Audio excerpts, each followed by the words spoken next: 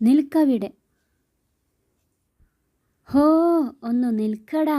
ഓടി ഓടി മുതുക് വേദനിച്ചു. വേദനിക്കും, വാൽപിടിത്തം അങ്ങനെയല്ലേ?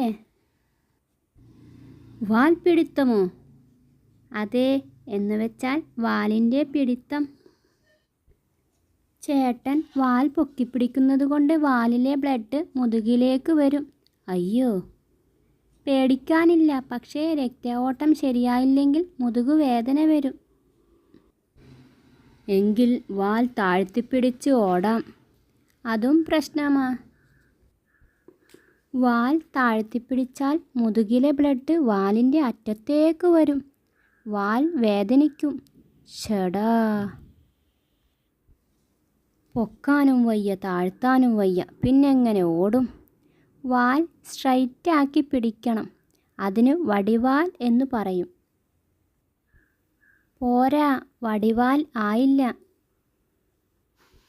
ഇപ്പോഴും ശരിയായില്ല. ഛേ, വാൽ നേരെ പിടിച്ചാലേ അതിൻ്റെ ഇഫക്റ്റ് കിട്ടൂ. ഞങ്ങൾ ഹെൽപ്പ് ചെയ്യാം.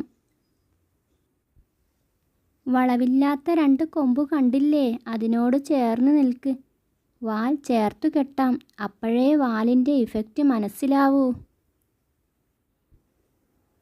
ഓക്കെ, കെട്ടി.